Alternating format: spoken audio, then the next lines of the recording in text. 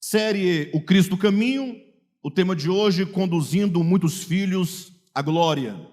Vamos dar seguimento, ao que estávamos falando a semana passada, mas é importante chamar a atenção de todos, e eu queria muito, mas muito mesmo, que cada um de vocês ouvisse essas ministrações, essas mensagens, com bastante atenção, procurando compreender tudo o que nós aqui estamos falando, porque a série O Cristo Caminho está sendo proposta como um discipulado, ou seja, pelo menos aí nos próximos domingos, não sei quantos para frente, nós estamos dentro de um discipulado, aprendendo as verdades fundamentais do Evangelho, para que uma vez que você compreende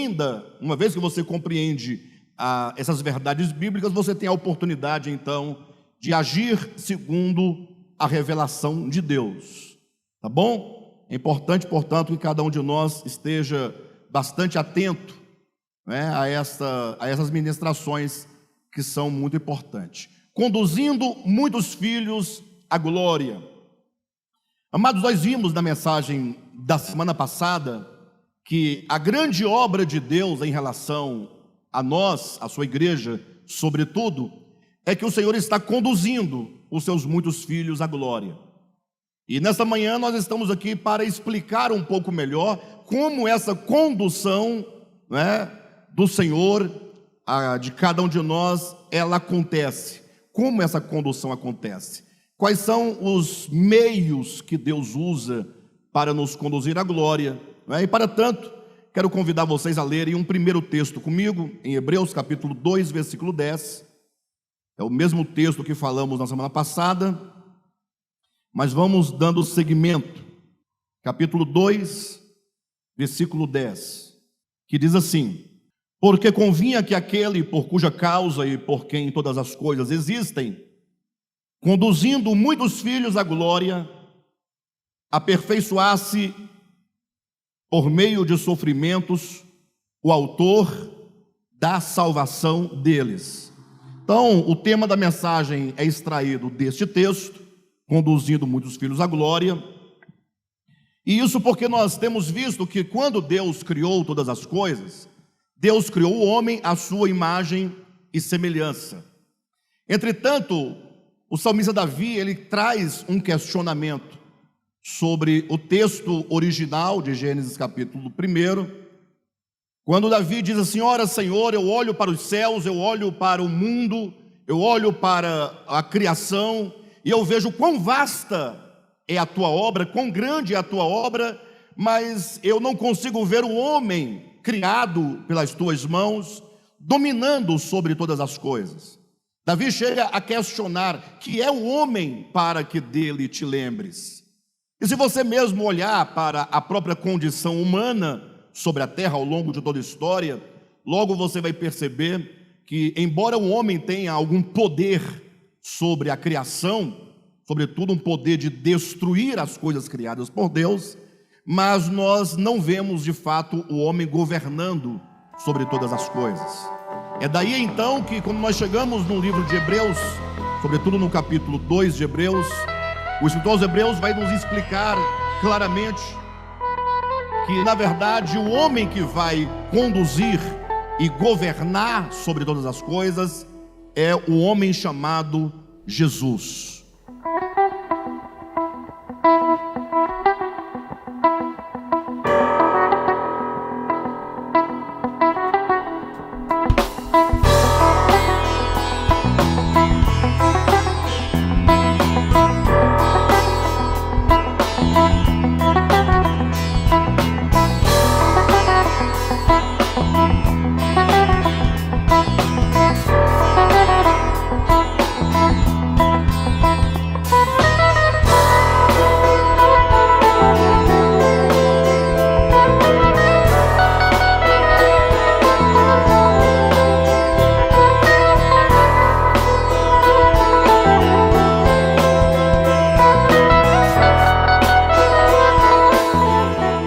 Podemos entender que o homem criado no início é apenas uma prefiguração do homem que havia de vir.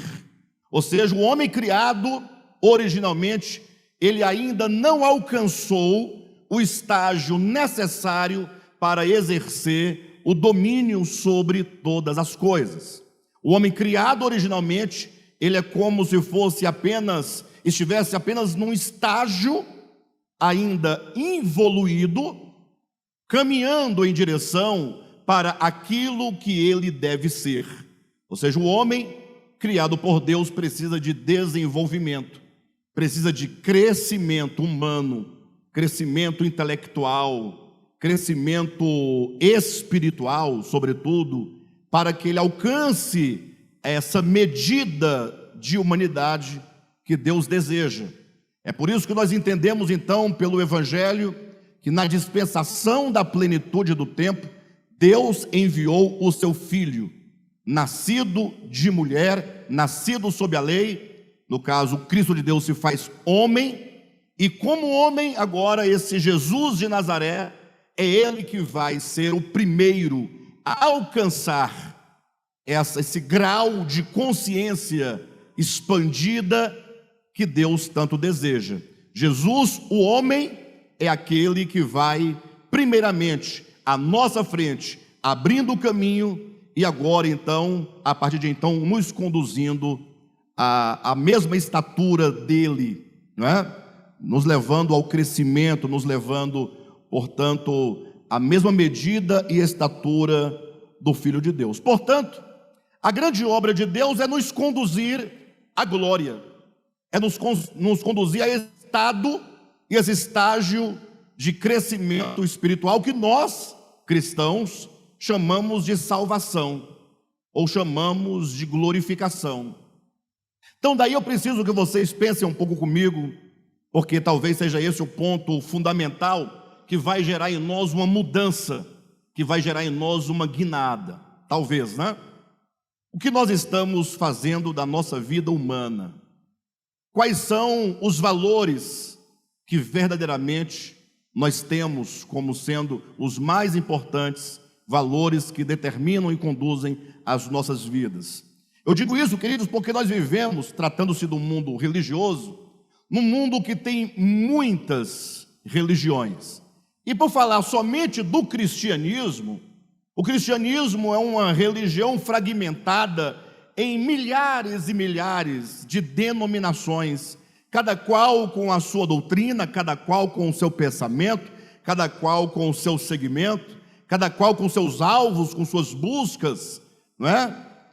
Entretanto, a pergunta é, ora, mas diante dessa confusão e conflito de pensamento, eu preciso encontrar primeiramente aquilo que é de mais importante na minha existência, para que eu possa me dedicar, portanto, àquilo que é mais importante.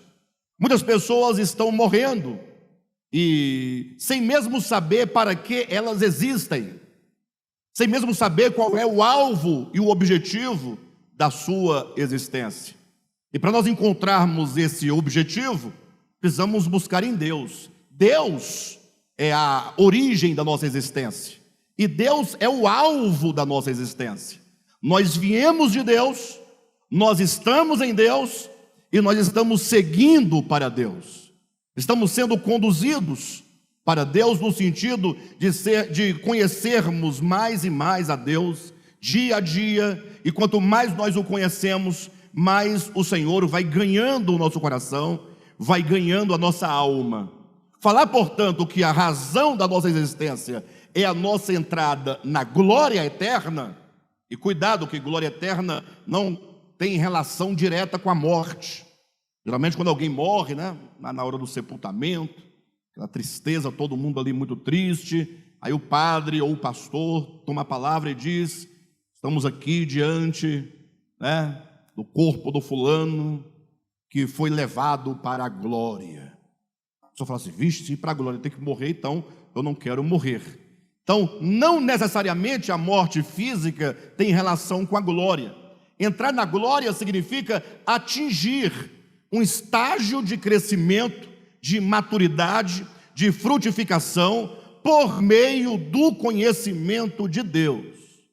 Ou seja, nós precisamos entender que nós precisamos de evoluir, precisamos crescer, precisamos desenvolver a nossa salvação. Precisamos alcançar plenamente a nossa salvação.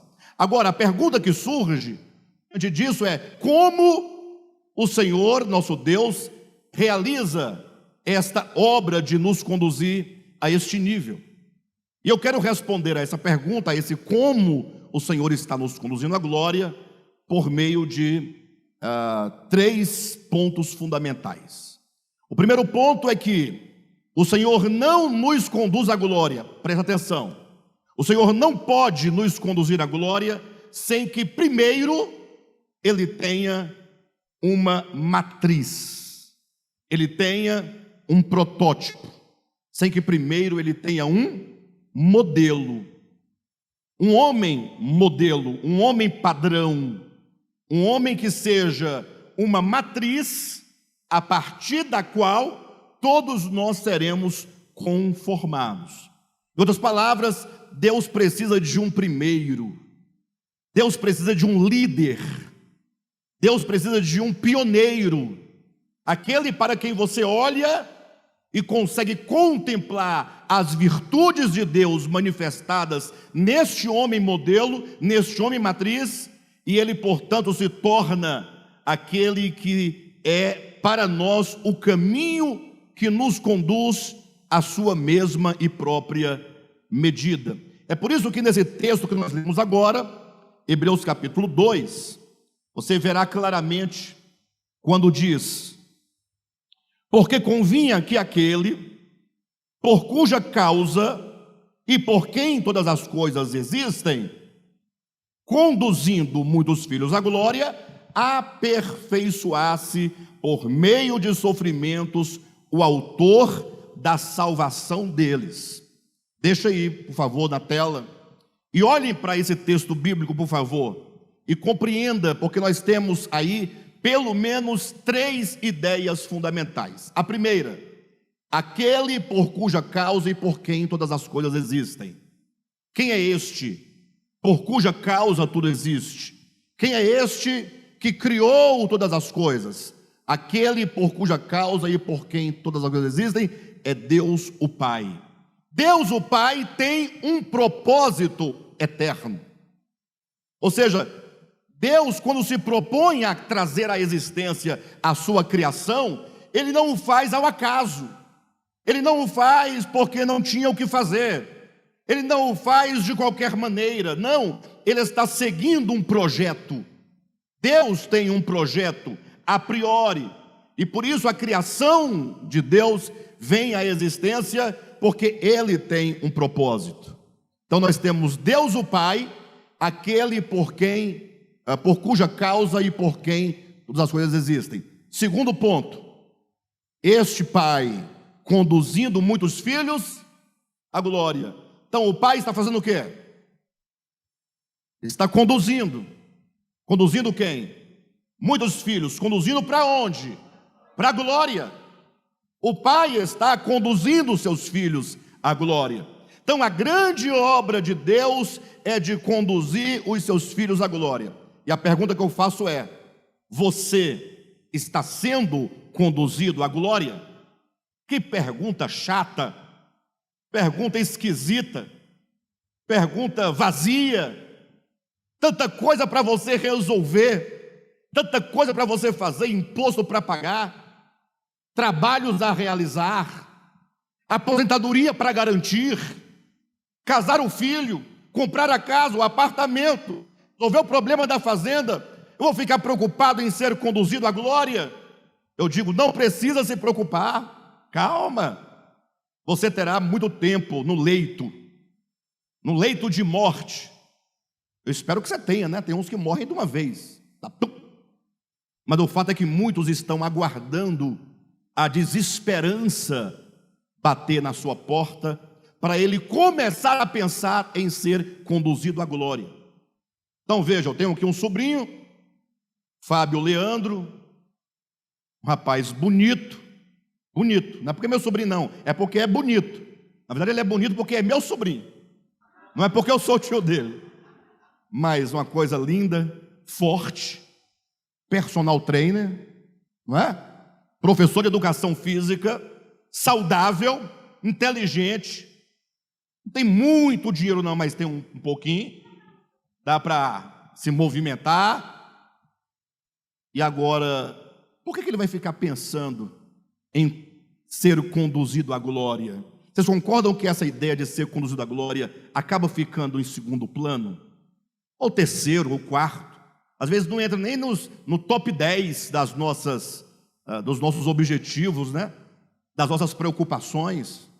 Daí, né, que Deus o livre, amanhã ou depois tudo começa a dar errado, aí vem um problema, vem outro, vem uma enfermidade, aí vai lutar e luta para sobreviver, toma remédio, vai ao médico, faz cirurgia, faz isso, faz aquilo outro, o médico fala assim, olha, esgotaram-se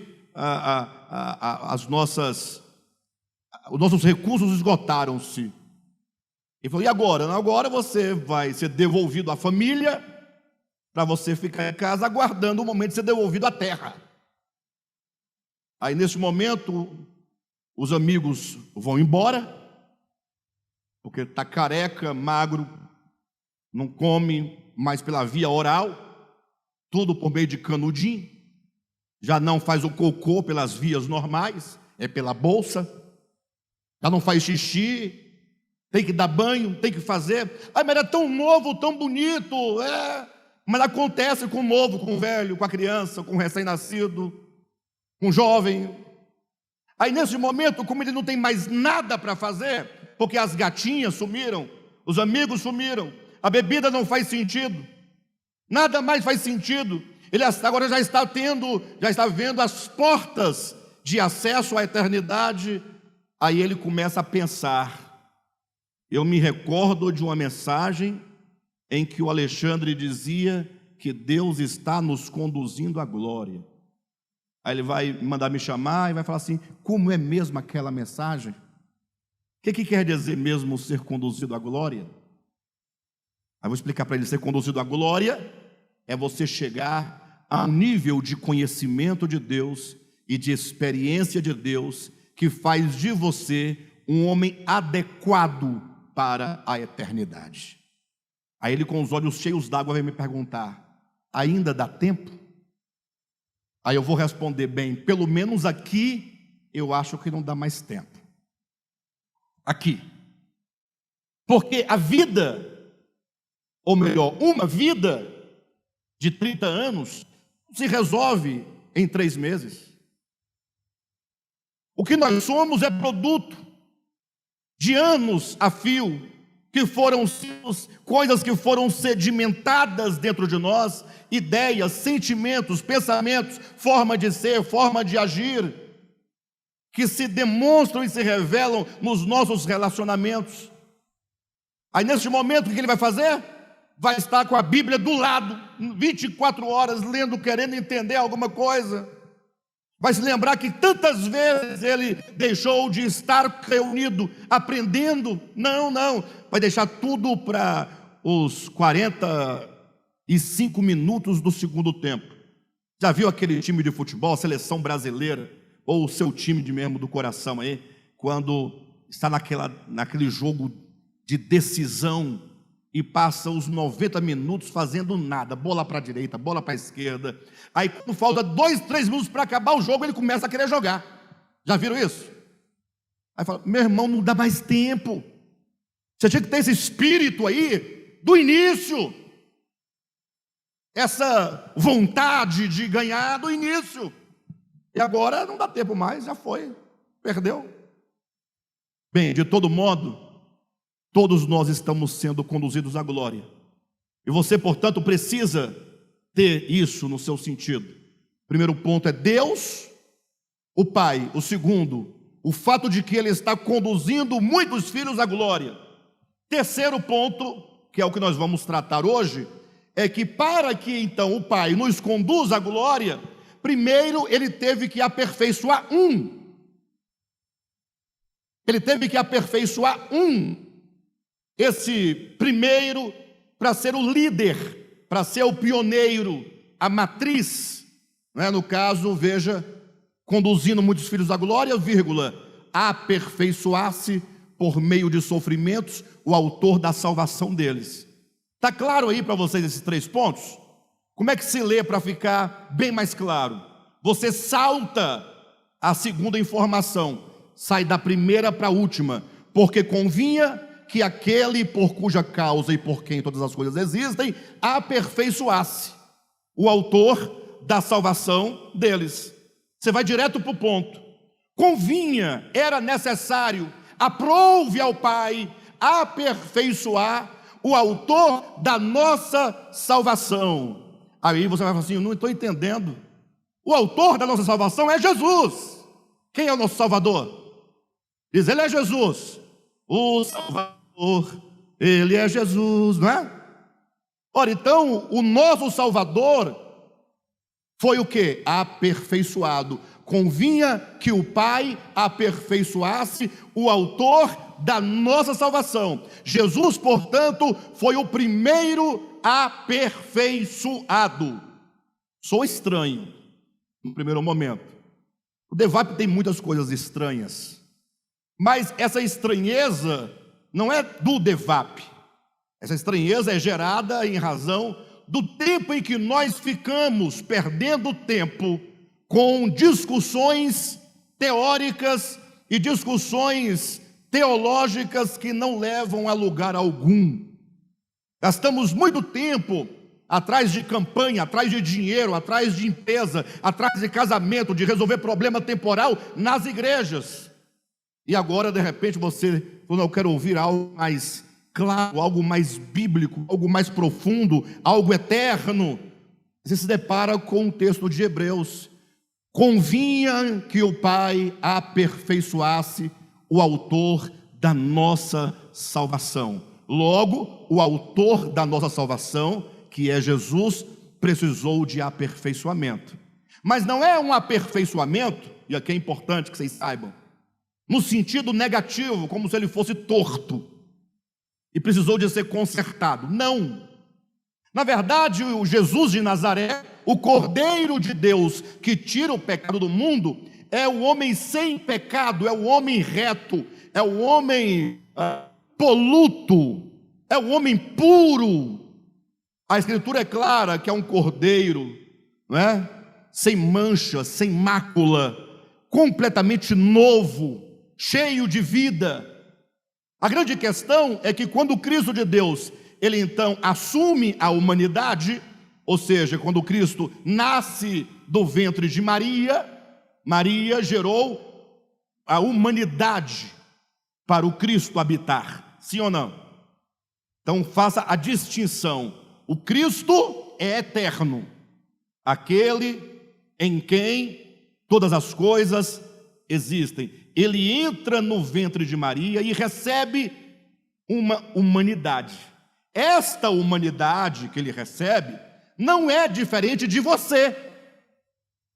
Ainda no livro de Hebreus, o escritor vai deixar claro que este homem chamado Jesus, ele era participante de carne e de sangue, a nossa semelhança, que ele foi tentado em todas as coisas, a nossa semelhança, e como nós, como homem, ele viveu sobre a terra. É este homem, Jesus, sem pecado, que agora precisará crescer espiritualmente, psiquicamente e fisicamente, ou seja, o homem integral.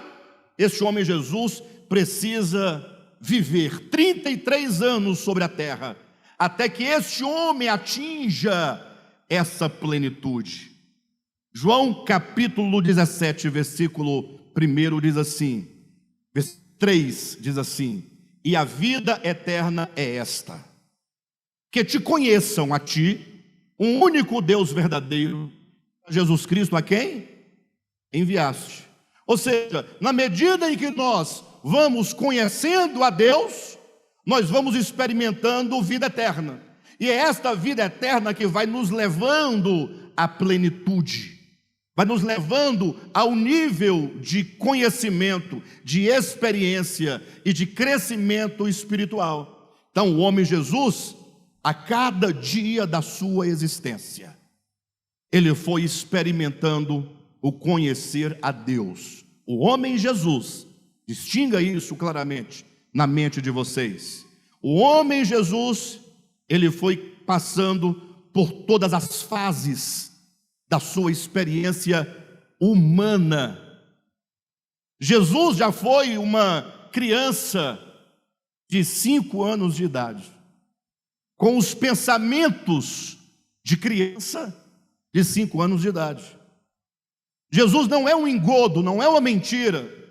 A encarnação do Verbo não pode ser uma mentira.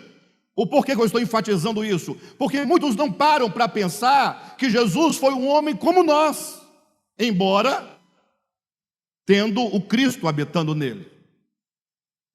Ah, mas ele é Deus, ele pode tudo. Ué, se Deus fosse fingir de ser humano, com todo o seu poder, com todo o seu conhecimento, para poder burlar as próprias leis da criação que ele fez, mentindo, fingindo ser menino sem ser menino, então nós estaríamos num grande engodo. Então Jesus de Nazaré, olhem para mim, homem, foi crescendo, foi desenvolvendo suas faculdades. Isaías capítulo 7, versículos 14 e 15, é claro quando diz que o menino que nasceu da Virgem Maria, ou que viria a nascer de uma virgem, quando ele atingisse o tempo em que ele soubesse discernir entre o bem e o mal, diz que ele haveria de aborrecer o mal e acolher o bem. Vocês sabiam que Jesus, homem, esteve diante da árvore do conhecimento do bem e do mal? Ou vocês pensavam que só quem esteve foi Adão? Não, Jesus, homem, esteve diante da árvore do conhecimento do bem e do mal. Não uma árvore, porque isso é apenas uma metáfora que a Escritura usa para falar do momento em que o ser humano atinge a sua razão, a sua intelecção, e ele agora começa a discernir entre o que é bom, o que é mal, entre o bem e entre o mal. E é nesse momento então que o Cristo de Deus, quando se vê diante das escolhas da vida que todos os homens têm que tomar, ele decide no coração viver por meio do Pai. Como ele próprio declarou, assim como eu vivo por meio do Pai. Então ele decidiu enfrentar a vida humana na dependência do Pai, comendo da árvore da vida.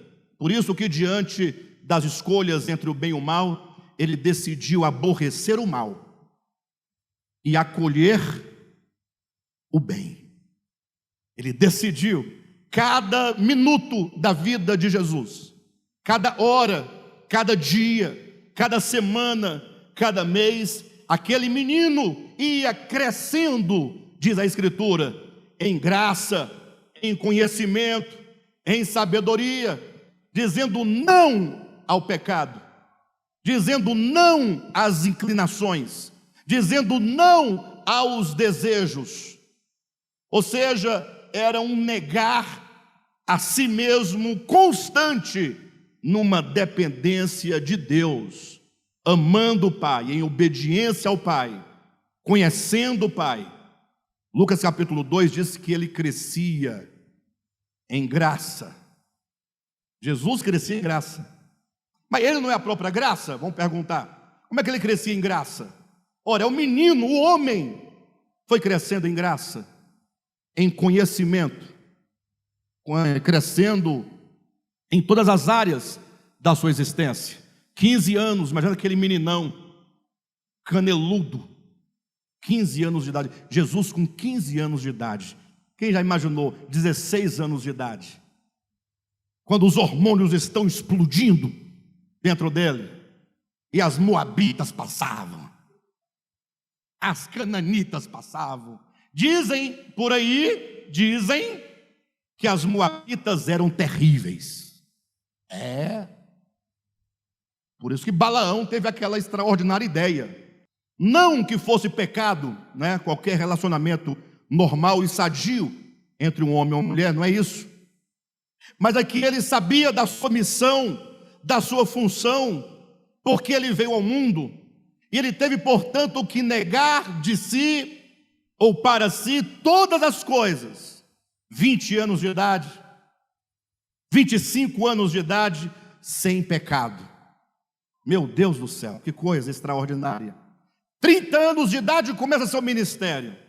Começam as perseguições por parte da religião prevalecente do seu tempo e lugar. 3 anos e meio depois, é o momento mais doloroso. E agora ele será colocado à última prova. Julgado pelos homens, humilhado pelos homens, cuspido, insultado, traído, abandonado. Agora é dada a ele uma cruz, ele tem andando por meio de Jerusalém, saindo de Jerusalém, indo até o monte chamado Gólgota, e lá ele é pregado, e por 3 horas ele ficou pendurado no madeiro.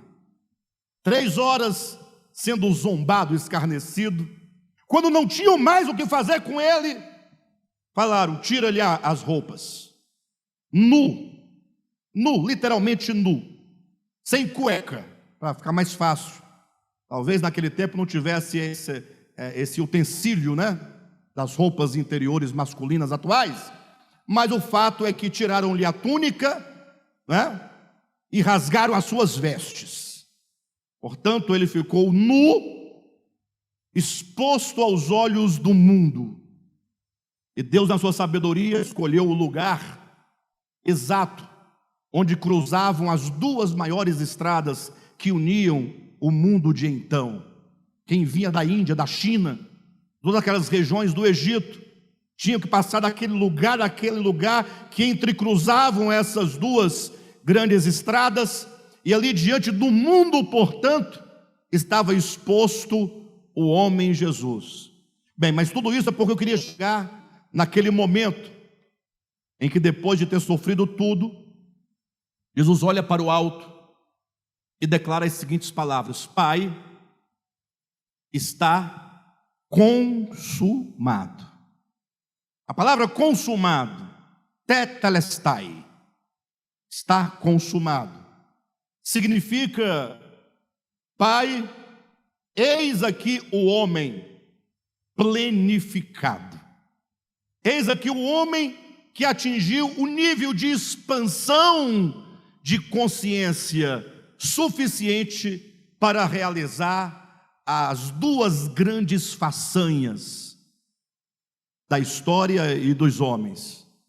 Ali estava o homem que amava a Deus acima de todas as coisas. Ele foi obediente ao Pai em amor até a morte. Nada desviou o olhar de Jesus do Pai em toda a sua existência, amando a Deus acima de todas as coisas. E agora, diante do mal que sofria da parte dos homens, ele podia olhar e dizer: Pai, perdoa-lhes, porque eles não sabem o que fazem. Chegou ao ponto então de amar o homem como a si mesmo ou além de si mesmo. Aqueles homens maus, barbudos, perversos, usando a linguagem atual, nós falaríamos, porque quando a gente quer falar mal de alguém da Bíblia, ou mencionado na Bíblia, ele fala aqueles homens maus e perversos, aqueles homens iníquos. A gente fala aqueles picaretas, malandros, safados, bando de, não é? É a mesma coisa, no final dá tudo num lugar só. E agora Jesus olhar para aquele povo e dizer: Pai, perdoa-lhes. As 2 grandes façanhas: amar a Deus acima de tudo e amar o outro como a si mesmo ou além de si mesmo. Este momento, este homem, Jesus, chegou ao seu pleno aperfeiçoamento.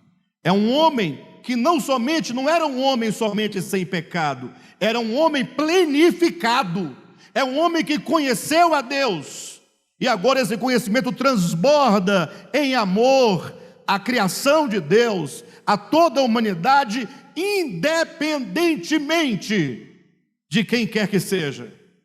Quer ver uma coisa? O que nós falamos, para vocês terem uma ideia, o que nós falamos para Deus em relação aos nossos inimigos? Fala a verdade. Tá bom, aquela pessoa que comprou um carro seu e não te pagou e encheu o carro de multa. Nivaldo, responde aí. Como o Nivaldo é um camarada bom, ele não é ruim não. O ruim ia lá, dava um cacete, dava uma pisa, contratava uns capanga, tomava o carro, xingava ele na internet, não é assim não? Isso ele não vai fazer.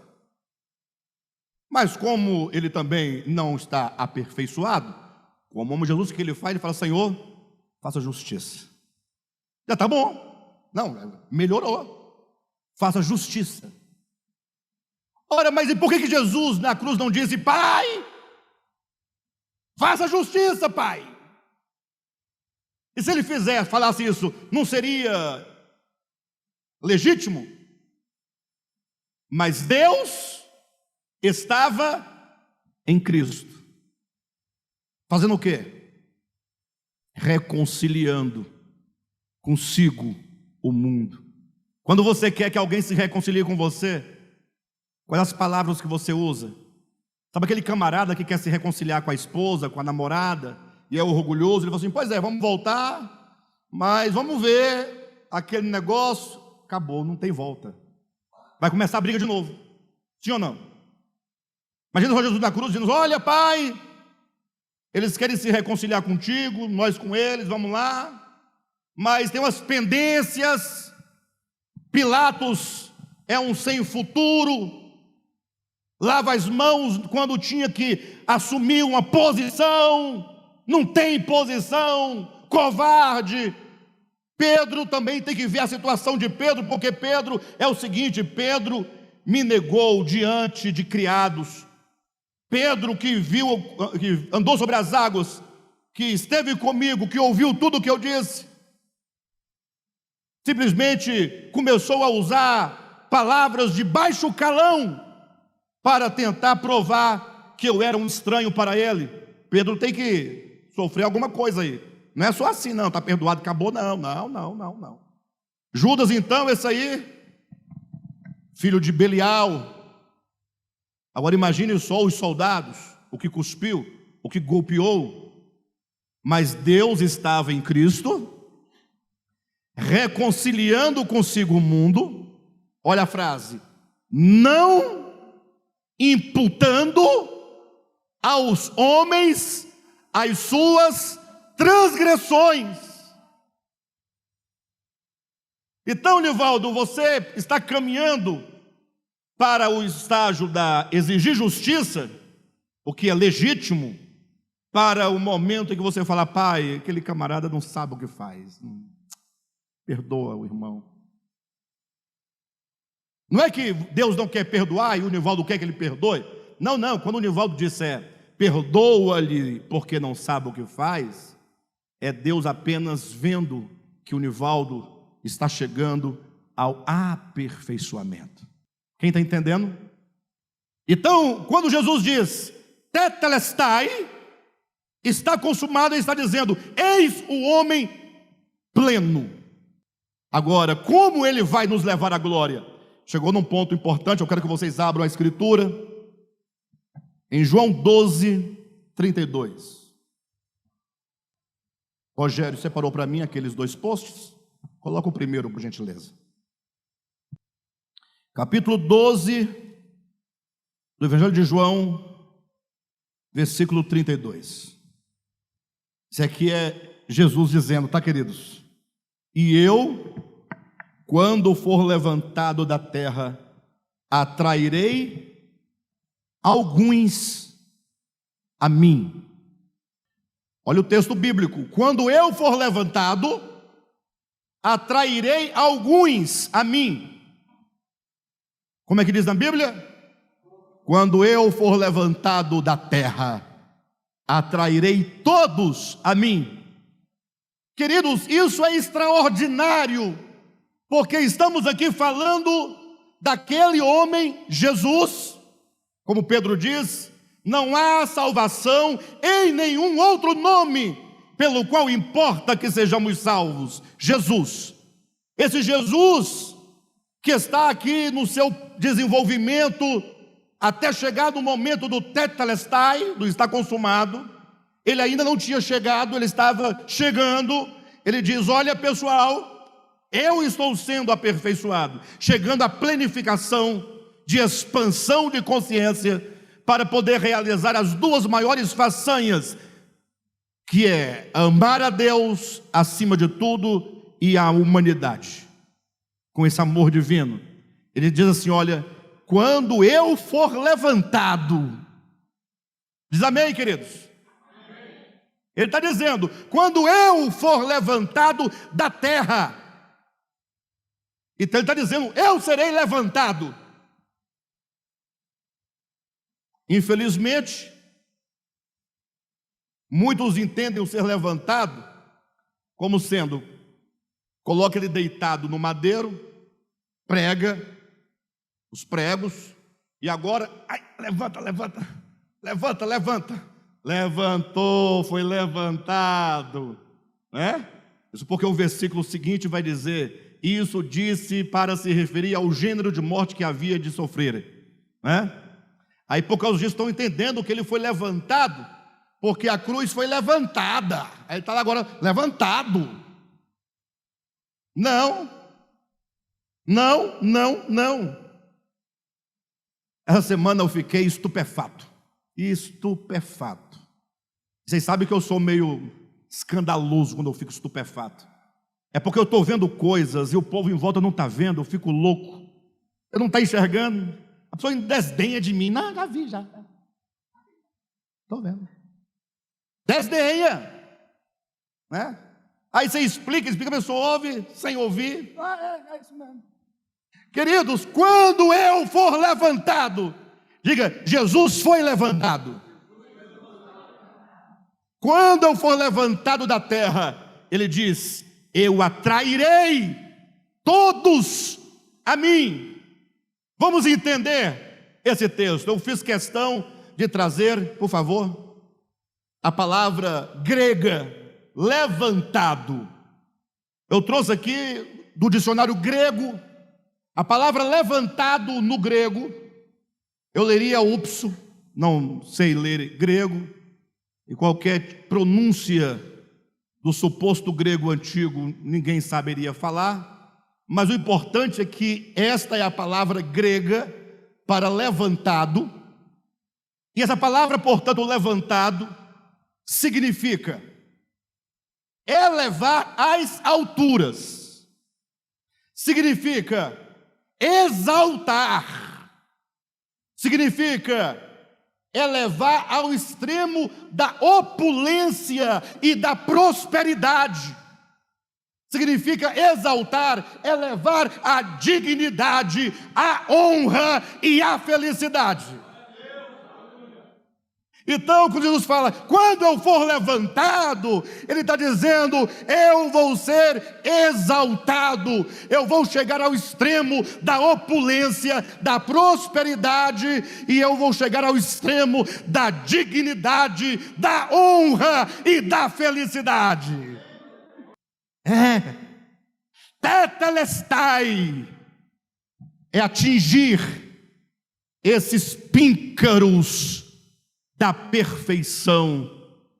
O homem Jesus, quando eu for levantado, elevado às alturas, não é elevado da superfície da terra e ficar 1 metro suspenso do chão, é esse ser exaltado, é o homem ômega, é o homem pleno, é o homem excelente, é o homem maior.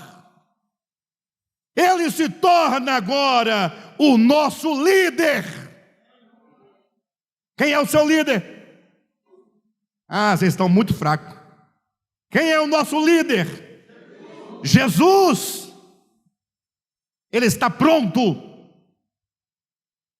E agora Ele diz: quando eu for levantado, quando eu for exaltado, quando eu chegar ao extremo da opulência, ao extremo da prosperidade, exaltado e elevado à dignidade, à honra e à felicidade, Ele foi, não foi? E nós estamos aonde? Aqui embaixo, irmãos. Nós estamos aqui, no oposto disso aí, ó. Só que Ele diz: eu vou atrair todos para mim. Aí eu falei: eu também quero pesquisar a palavra atrair, porque atrair é aquela questão, né? Você se sente atraído por uma coisa, coisa chama sua atenção, você fica assim, mas você pode não ir, sim ou não? Pode ou não pode acontecer isso?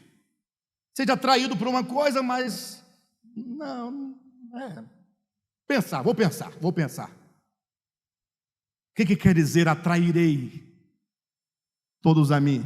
Coloca lá, atrairei. É a palavra grega que significa puxar. Eu prefiro puxar do que atrair.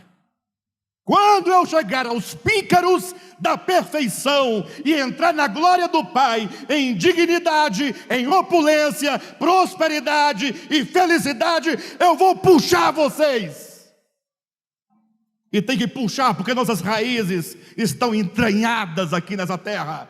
Mas Ele falou: eu vou puxar vocês, eu vou arrancar vocês, eu vou puxar vocês, não lançando uma corda, mas é porque existe um poder interno dentro de vocês, que fará com que vocês ascendam juntamente comigo.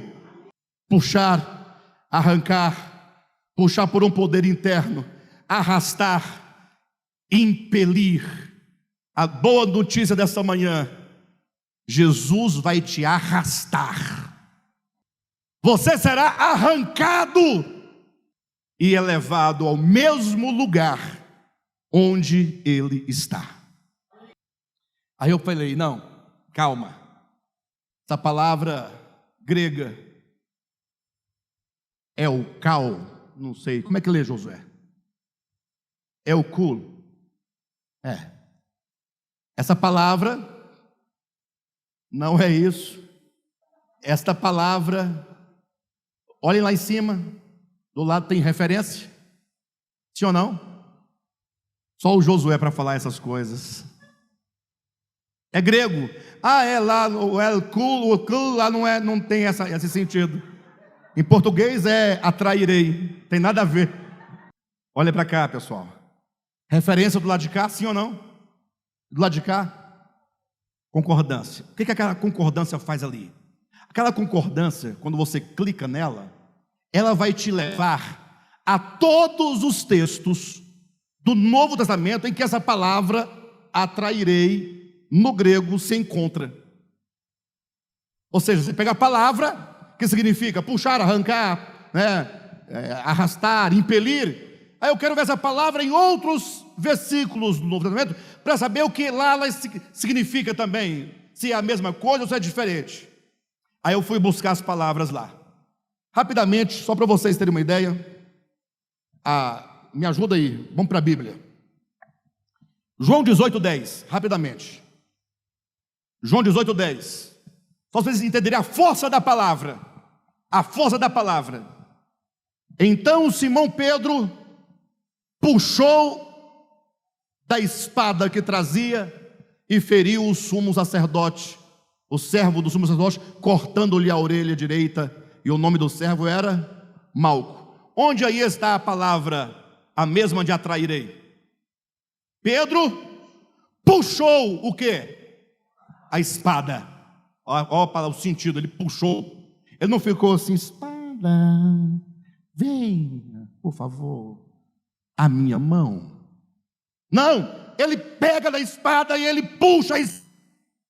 O sentido de que existe uma ação daquele que puxa o que é puxado. Você não é o que puxa, você será puxado. Amém? Rapidamente, só para a gente ver um outro texto. João 21, versículo 6. Então lhes disse: lançai a rede à direita do barco e achareis. Assim fizeram e já não podiam puxar a rede, tão grande era a quantidade de peixes. Vocês sabem onde está a palavra grega ali? Elkol. Coloquei kol, melhor. Elkol, melhorou? Onde está a palavra grega aqui? Não podiam puxar a rede. Tem pescador aqui? O pescador já pescou com a rede bem cheinha? Já deu peso na rede? É fácil de puxar? Tem que ter técnica, força, jeito. Puxar a rede, essa é a palavra. Puxar a rede, a mesma palavra para quando eu for levantado da terra, eu vou puxar vocês. Versículo 11, mesmo capítulo. É a mesma coisa. Simão Pedro entrou num barco e arrastou a rede para a terra, cheia de 153 peixes, e não obstante serem tantos, a rede não se rompeu. Onde está a palavra aí? Arrastou. Pedro então arrastou a rede para a terra. Por último, coloque aí para nós Atos 16, 19. Vou colocar mais 2 versículos, só para vocês poderem saber o peso da palavra. Onde ela se encontra tem o mesmo sentido. Vendo os seus senhores que se lhes desfizera a esperança do lucro, agarrando em Paulo e Silas, os arrastaram à praça, ou para a praça, à presença das autoridades. Onde está a palavra elkol? Arrastaram Paulo e Silas para a praça. A força? Arrastaram. Você vai ser arrastado para o píncaro e o ponto mais alto do universo, onde o seu líder já está. O nosso líder já está lá. Por último, vamos ler Tiago 2,6. Entretanto, vós outros menosprezastes o pobre. Não são os ricos que vos oprimem, e não são eles que vos arrastam para tribunais? Elkol, arrastam para os tribunais. Obrigado, Rogério. Que maravilha. Então vamos voltar para o texto de origem. Esses versículos todos, não confunda sua mente.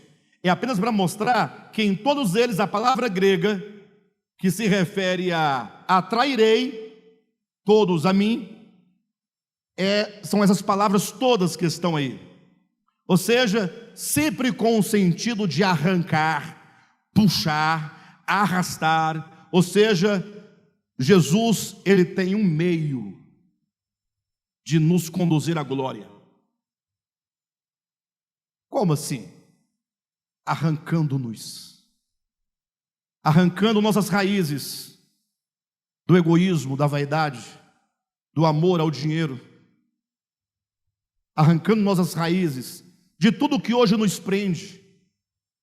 Talvez você seja, ou talvez você conheça alguém, fala, meu Deus, mas aquela pessoa, tem jeito para aquela pessoa, não vai, não tem nem abertura para a gente conversar. Calma. O pioneiro, o líder, o nosso chefe, o primeiro, já chegou lá. A entrada de Jesus na glória é a garantia de que todos chegarão. Todos chegarão. Afinal, quem disse foi ele: quando eu for levantado da terra, você já sabe agora o que é ser levantado, sim ou não? Eu atrairei todos para mim, eu arrancarei todos para mim, eu puxarei todos para mim, eu trarei todos para mim, por meio de uma força interior. Está lá o atrairei, olha o 2 lá, ó, metáfora, né? Puxar por um poder interno. Tem um poder aí dentro de você. Existe uma palavra um pouco estranha, mas nós vamos trazê-la aqui, chamada teotropismo. Tropismo é um fenômeno da natureza que as plantas possuem, umas mais que as outras, de a planta, você coloca a planta num determinado lugar que haja alguma sombra, alguma coisa, e aí onde estiver a luz do sol, a planta começa a buscar a luz do sol. Ela vai se inclinando na direção da luz. Aí eu pergunto, quem ensinou a planta a ir em direção à luz? Você ensinou? Quem ensinou a planta? Aí a biologia vai explicar, a ciência vai explicar. É o fenômeno chamado tropismo, seu besta. Eu sei que chama tropismo. Eu quero saber quem foi que colocou o tropismo nela. Porque a planta não pensa como você pensa, só que ela sabe que ela tem que buscar a luz, que ela só poderá obter vida na luz, e ela se volta por um poder interno chamado tropismo em direção à luz. Então surge daí a palavra teotropismo. Teo é Deus, tropismo é essa inclinação. Todo homem tem dentro de si o tal do teotropismo, ou seja, o homem se inclina e se volta, ou se inclinará e voltará fatalmente a Deus. Todos, a gente não é todos, todos,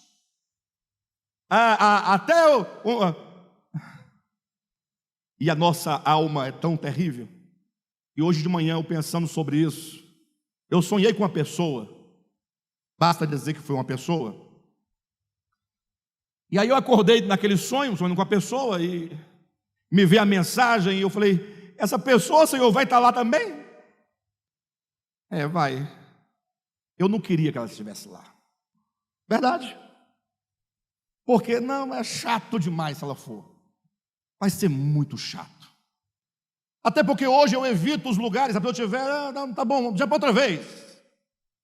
Vocês também são assim ou só eu que sou assim? É só eu? Já estão de brincadeira. Aquela pessoa que você fala, não, prefiro não estar. Não é ódio não, é só reserva. Não é ódio, porque não vale a pena, não dá. Vocês concordam que nós temos essas? Aí o Espírito Santo me disse, fica tranquilo, porque quando você chegar lá, você não será mais o mesmo. E o Alexandre que estará lá, vai querer que o outro esteja lá. Esse não, porque você não foi ainda arrastado, arrancado, não é? Teotropismo, um poder interior.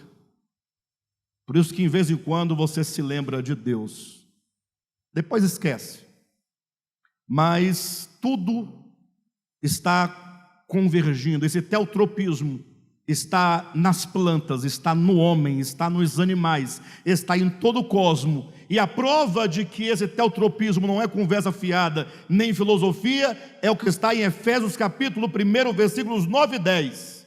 Desvendando-nos o mistério da sua vontade. Deus tem uma vontade de fazer convergir para Cristo.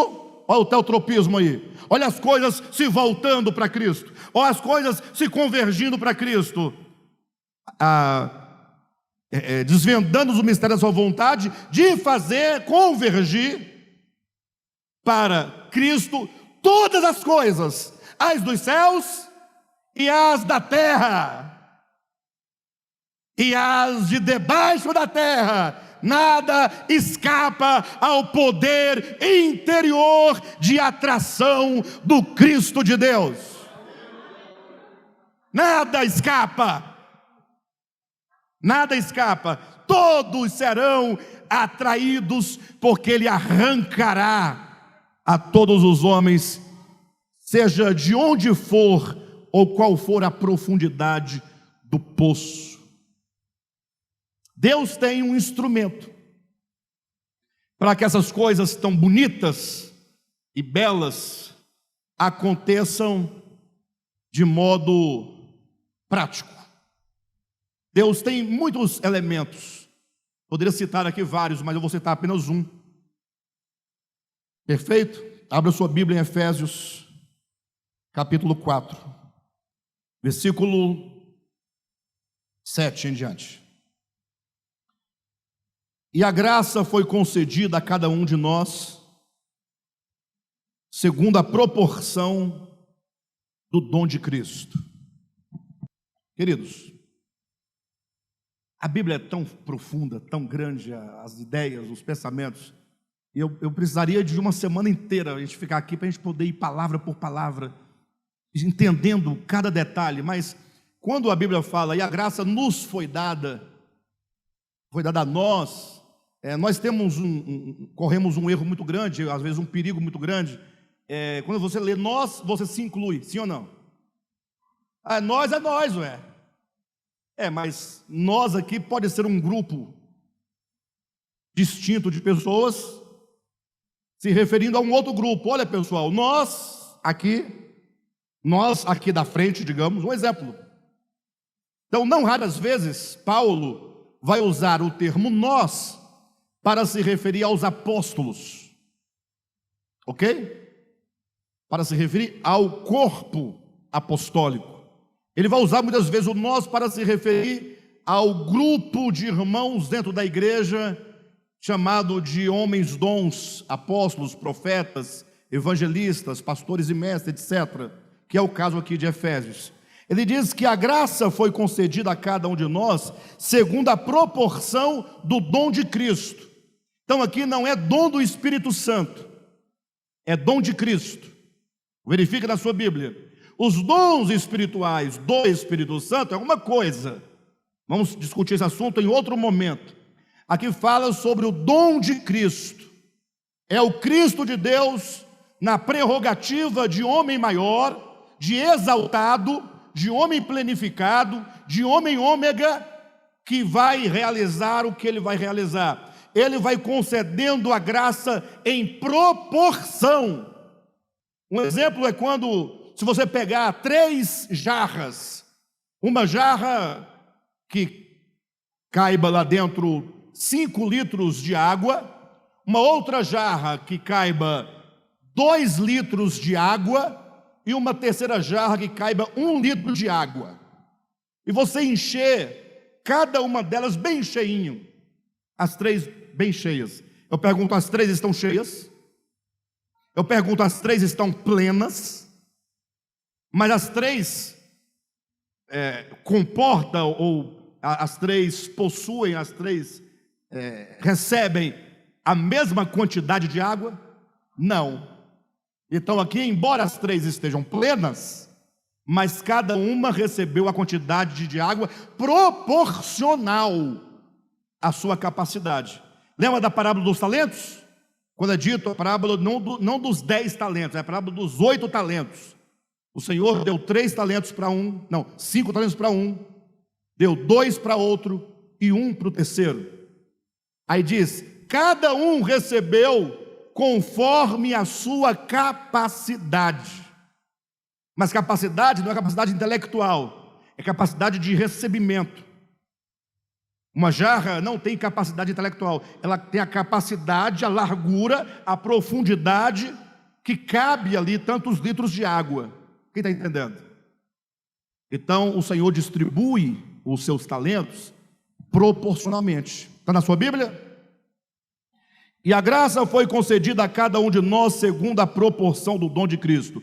Por isso, diz, quando ele subiu às alturas, levou cativo o cativeiro e concedeu dons aos homens. Quando ele subiu às alturas, ele levou cativo o cativeiro aí, no caso, é a própria morte, porque ele venceu a morte.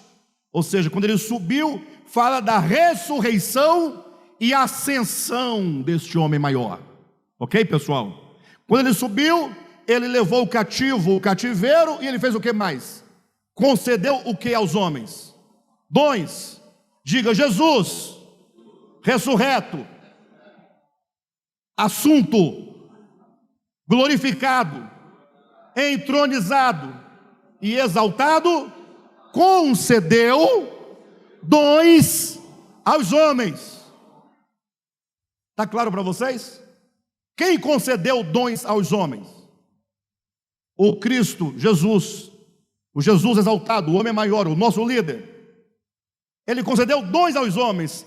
Então ele, na sua exaltação, não nos deixou aqui abandonados.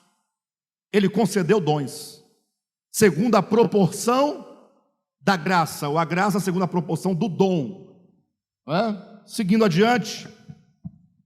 Ora, o que quer dizer subiu? Senão que também havia descido até as regiões inferiores da terra. Aí fica muito claro, né? O que quer dizer subiu? Senão que ele desceu às regiões mais inferiores da terra.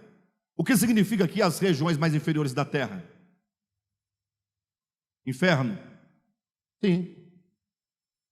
Eu não perguntei o que o que são as regiões. Perguntei o que significa. É porque o Cristo, ele se reveste do homem, só que ele vai buscar essa humanidade nas regiões mais baixas. O homem mais destruído, o homem no nível de pior condição. É de lá que esse homem sobe. Porque ele poderia falar, não, eu vou levar só essa classe daqui, que é um pouquinho melhor, né? Não, eu vou pegar o homem no inferno. É de lá que eu arranco ele. E aí diz, ora, o que quer dizer subiu, senão também que desceu às regiões inferiores da terra? Aquele que desceu é também o mesmo que subiu acima de todos os céus, para quê? Para encher todas as coisas. Ele é o pleroma da criação, ele é o pleroma de Deus. Mas e aí? E ele mesmo concedeu. Para do concedeu. Se você voltar na leitura, está dizendo o quê? Que a graça de Deus nos foi concedida segundo a proporção do dom. Qual é o dom que você vai exercer, ou que você será? Então a graça na proporção, para você ser e agir. Quando foi que ele concedeu esses dons aos homens? Quando ele subiu. Então o Cristo de Deus atinge os píncaros da perfeição, é exaltado e entronizado, e fala, agora eu vou conceder dons aos homens. E ele então concede, mas não é dom disso ou dom daquilo. Ele diz, versículo 11, e ele mesmo concedeu uns para... Ele concedeu uns para... O que quer dizer concedeu uns para apóstolos? É diferente se tivesse dito, ele concedeu o dom de apóstolos para alguns? É diferente? Ele concedeu o dom de apóstolo para alguns. É diferente de falar, ele concedeu uns para apóstolos? Qual é a diferença? É que no primeiro, ele concedeu o dom de apóstolo para uns, significaria que existe o dom do apostolado, que alguém recebe. Mas não é esse o ensinamento. Ele diz, ele deu, ele concedeu, ele deu uns para apóstolos. Então Deus deu alguns homens na condição e na qualidade de apóstolo. Deu para quem? Para a igreja, para o mundo. Deus deu pessoas na qualidade de apóstolo. O dom de Cristo é a pessoa. Quem está entendendo? Ele não concedeu dons aos homens? Ele concedeu dons aos homens? E que dons são esses? Bem, ele concedeu uns para apóstolos, ele concedeu outros para profetas, ele concedeu outros para evangelistas, e ele concedeu outros para pastores e mestres. Portanto, apóstolos, profetas, evangelistas e pastores e mestres são os dons de Cristo dado ao mundo e à igreja, sobretudo. De modo então que a partir daí nós chamamos esses dons de homens dons. Mas não são somente esses homens dons. Tem muitos homens dons fora desse círculo da espiritualidade mais nítida. Todos os homens que de alguma maneira agregaram alguma coisa à humanidade, qualquer pessoa na história que de alguma maneira com os seus dons, ou o seu chamamento, ele tornou a humanidade melhor, tal pessoa é um dom de Deus à humanidade. Então tem dons, homens dons na ciência, tem homens dons na tecnologia, tem homens dons na igreja, tem homens dons na música. Na música. Pessoas que com seus dons divinos trouxeram crescimento, consciência a mais à humanidade. Então nós vimos aqui que Deus, ou melhor, que o Cristo ressurreto, aquele que desceu e aquele que subiu, ele vai atrair todos a ele. E agora ele fala: mas eu, na minha ascensão, eu deixei, eu concedi, eu entreguei a vocês homens dons. Para que servem esses homens dons? É a pergunta.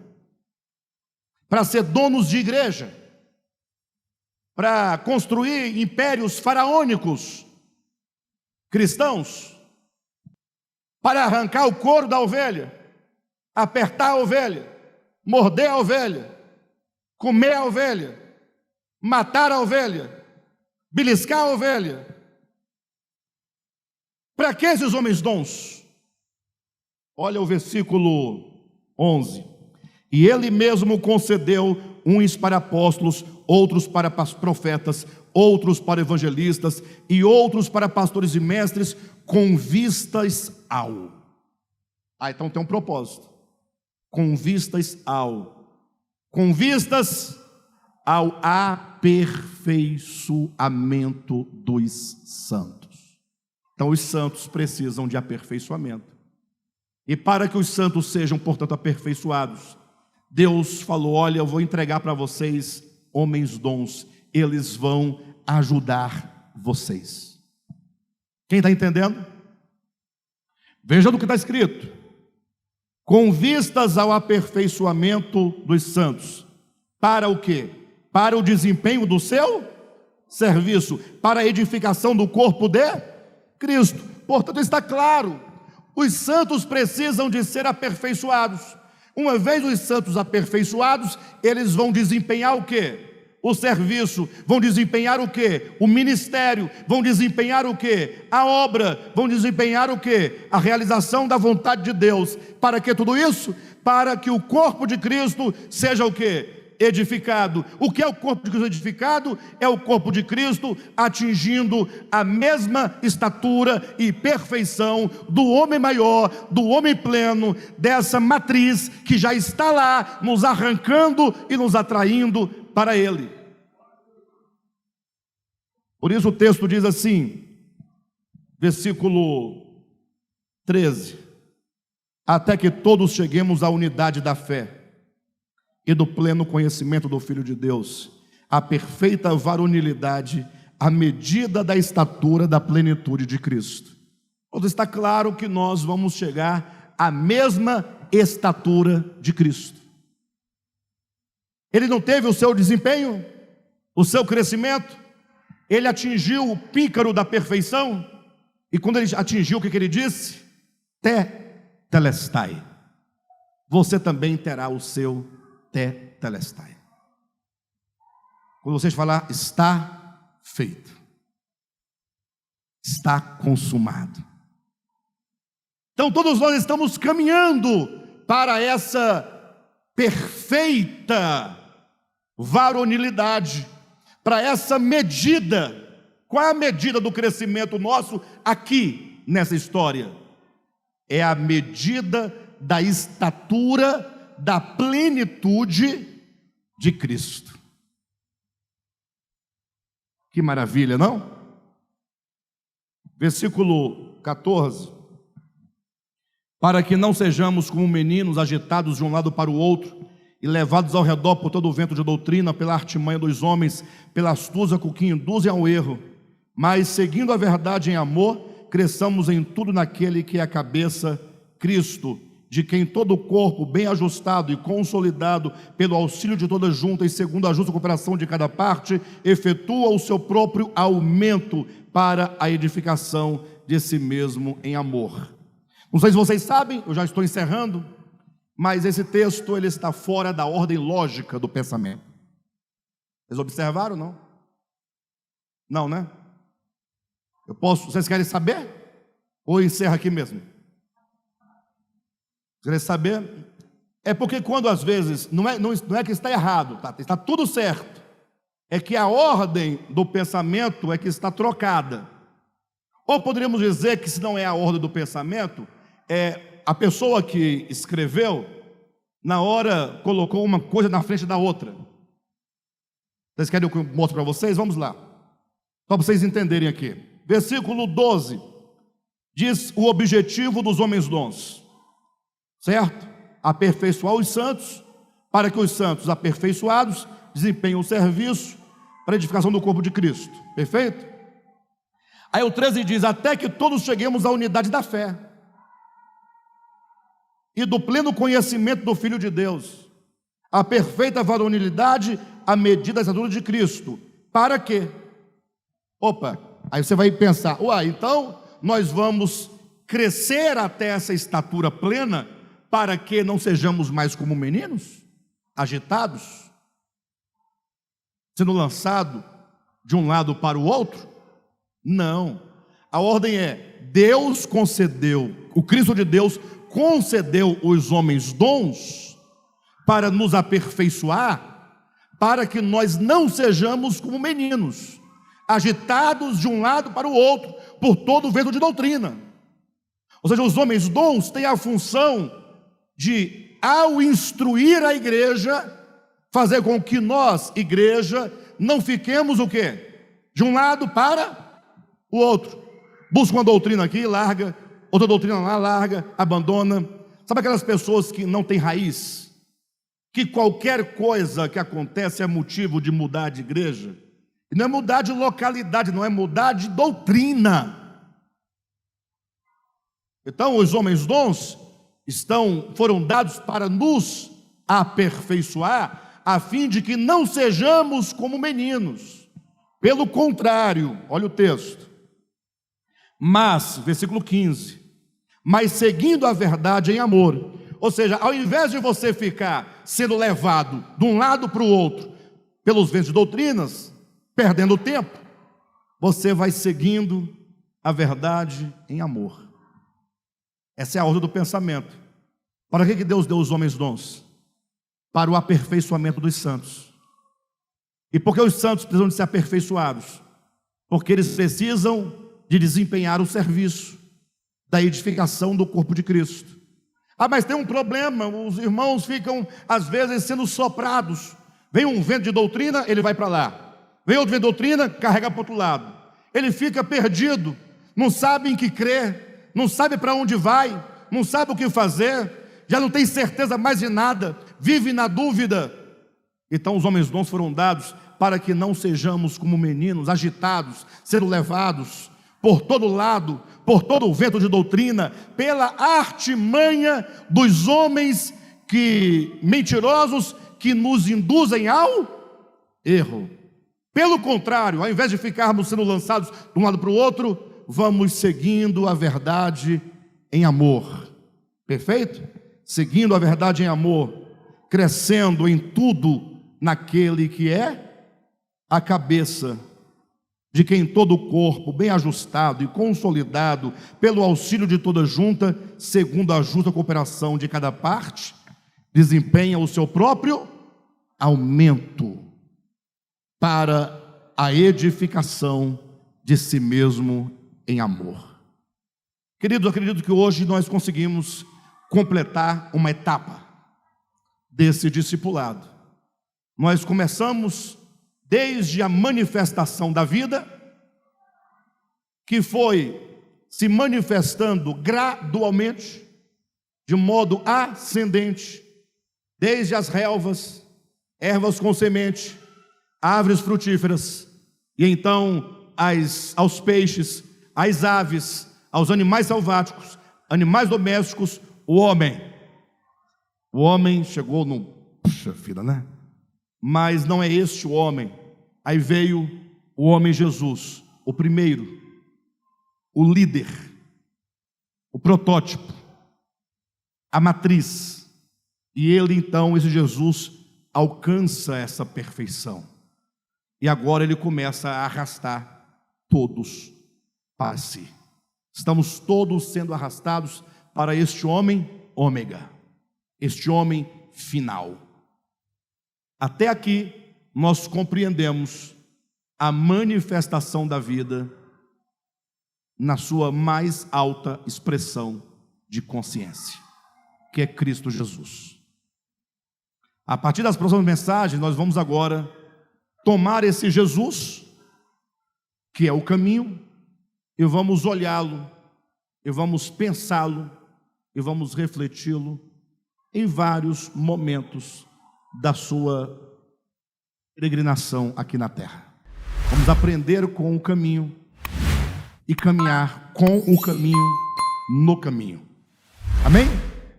Glória a Deus.